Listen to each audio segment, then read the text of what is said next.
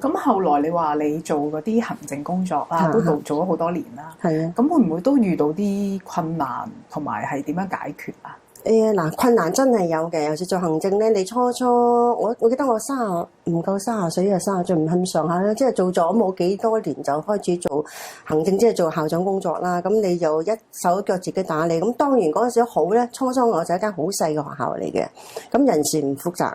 咁就容易大家互相幫忙啊，咁就反而比較容易處理。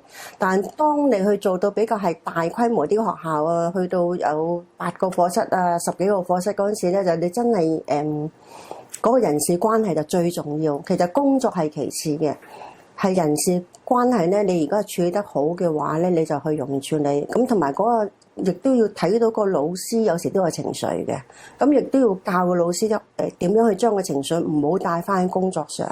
咁係我喺從事生涯呢個行政校長可能裏邊咧，我覺得我係教學咧就自己就一路去讀嗰啲社會不斷進步啦，係咪與時並進都好多唔同嘅教學法啦，一路進修啦。譬如由以前嗰個我哋叫做證書啦，即係 CD 啦，證書課程又讀到呢個學位課程，一路咁讀嗰個都係讀緊教學法，但其中咧有好多就係牽涉到個人事嘅處理，咁亦都係呢方面比較少嘅，但係要喺自己工作方面咧去掌握到嘅啫。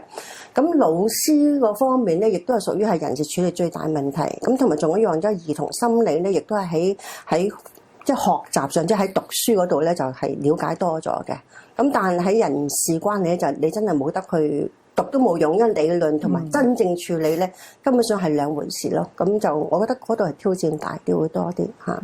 咁點樣去處理就話最緊要一樣就係話俾老師明白到，即係大家一個 family 一個家庭嚟嘅，一個大家庭嚟嘅。咁我成日就比如就話一個家庭裏邊咧，有一個環扣一個環。咁你一個環你一個同一個環線，我哋不停係轉咁啊。我話你啲環轉緊時，你問你諗下冇聲音咧，我就同佢講呢樣嘢。梗係有聲音噶嘛？呢個轉緊環鎖匙兩條燈燈聲啦，何況咁多個環扣住喺度做嘢，係咪先？一定係啷啷啷聲，連攜啷咁聲，一定有㗎。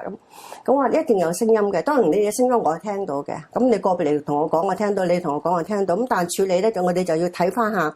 我有時你覺得我係老師好中意講唔公平，咁我就會講得下你講唔公平，你點樣去稱咧？咁嗱，我哋做嘢好難去稱嘅。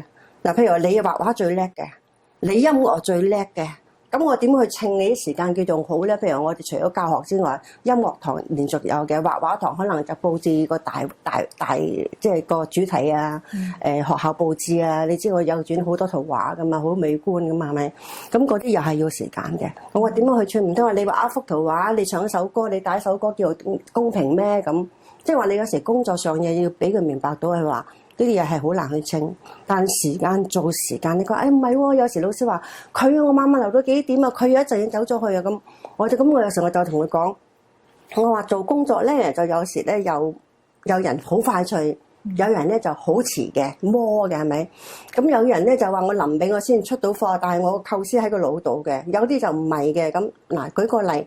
一個教舞蹈嘅老師，咁你梗係一開始已經係成個舞蹈你熟晒㗎啦，你唔熟你點教啊？係咪？成首歌有㗎啦，你已經揀咗啦，咁亦都係話經過俾我睇過啦，同埋嗰啲程序啊動作你自己係識㗎啦，即係話你已經有啦。你一上堂就係時間去教嘅啫。但另一個咧，譬如話係做主題設計嘅。你要美化校園嘅，我一改主題你就要換壁布板啊，換乜嘢之類嘅。咁嗰啲咧，佢都係要諗嘅喎，佢都係要諗嘅。但係佢做嘅時間可能話啊，我今晚就開得好夜，或者我呢2晚我都留得好夜。點解？佢準備咗，但係佢要做啊嘛，佢係2、3晚做晒佢啊嘛。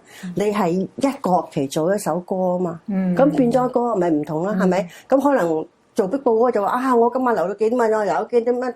咁我但係好難稱喎，嗱，你咁樣你點去稱咧？咁即係我哋會有時講，同埋你個才能，咁有時我又會讚佢哋，我啲才能你又唔可代替佢，你俾你去做跳舞你都唔願啦，俾你去做主題壁布你都話搞唔掂啦，公仔唔靚啦，即係每人嘅才華都唔同，要俾佢明白呢樣嘢咯。即係解釋俾佢。係啦係啦，俾佢知道。你話要稱就真係好難稱。咁你話我點去稱咧？我有時你教我點稱咧？咁有時我都俾翻佢拋翻俾佢。你同我呢個位置去諗下啦，點稱咧？咁即係俾佢年青人咧，多數都係比較係點講咧？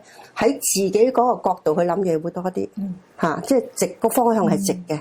咁我哋做個位就要俾佢知道話。你咁睇啫，我要咁睇，或者我又要咁樣睇喎，咁嚇，咁佢哋就擴闊翻去諗。係啦，冇錯嚇，就會俾佢明白呢好多啲啦。咁你